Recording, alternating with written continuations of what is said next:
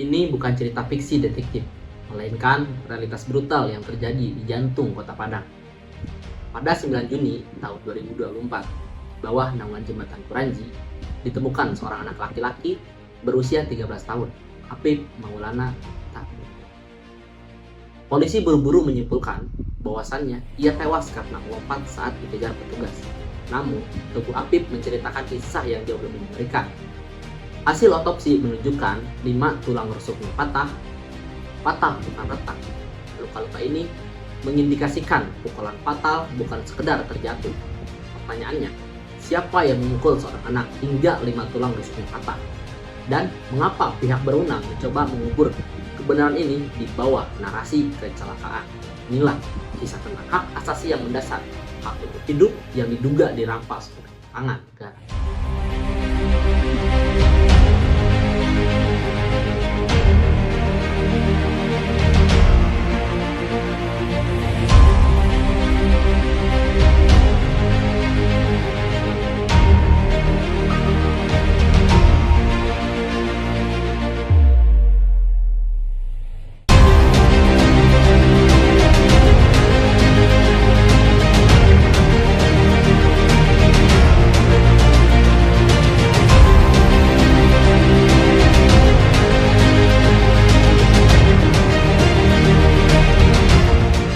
Kasus ini menjadi studi kasus krusial dalam mata kuliah hukum HAM karena secara telak diuji dua prinsip fundamental, hak atas hidup dan hak untuk bebas dari penyiksaan.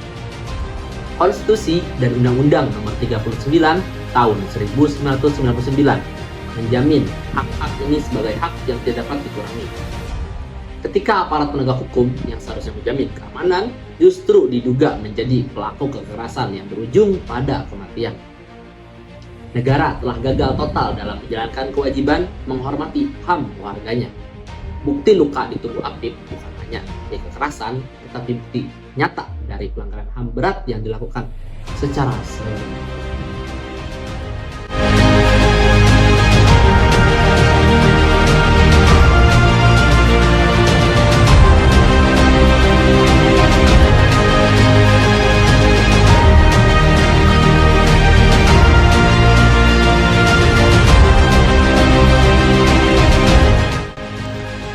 Tragedi ini ternyata melibatkan lebih banyak korban. Apip Maulana adalah korban terfatal.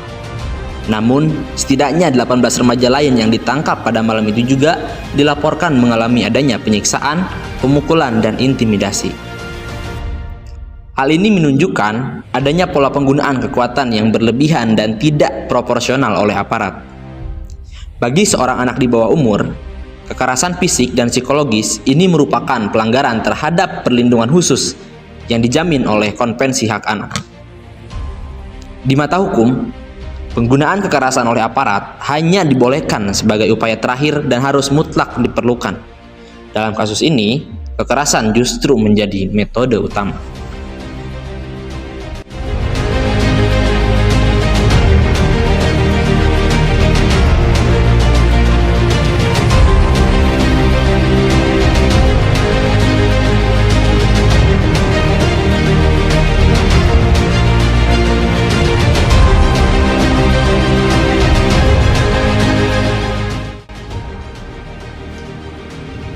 Perjuangan keadilan bagi Apip diwarnai dengan kabut ketidaktransparansian. Dugaan hilangnya rekaman CCTV yang krusial menjadi indikasi adanya upaya menghambat pengungkasan kasus. Meskipun Kapolda Sumatera Barat mengakui adanya pelanggaran kode etik oleh 17 personel, sanksi etik tidak pernah setara dengan hilangnya nyawa. Dalam perspektif HAM, akuntabilitas menuntut adanya proses hukum pidana yang independen dan terbuka. Jika kasus serius seperti ini hanya berujung pada sanksi internal, hal itu hanya akan melengsarkan budaya impunitas di institusi kepolisian, mengirimkan pesan berbahaya bahwa pelanggaran HAM oleh aparat bisa dimaafkan.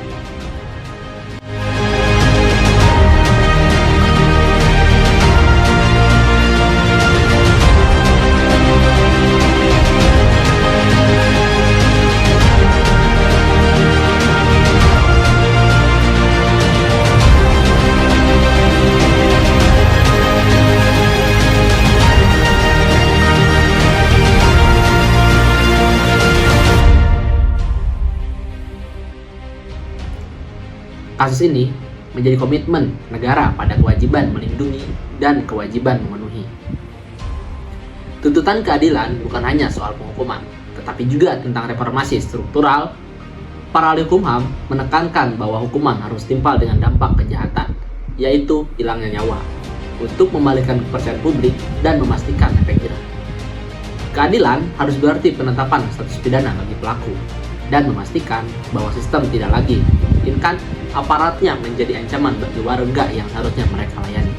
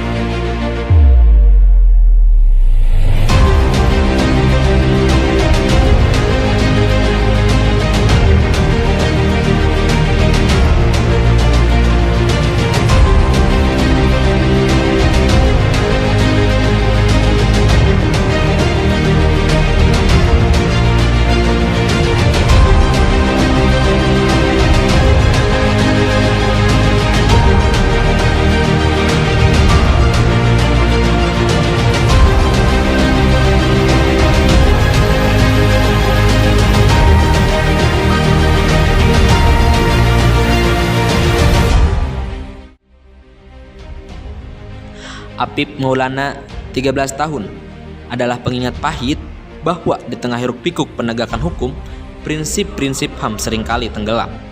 Kematiannya bukan hanya duka bagi keluarga, tetapi juga cermin bagi negara. Jika seorang anak tidak aman di tangan aparat yang seharusnya menjadi pelindungnya, maka di manakah batas antara hukum dan kekuasaan?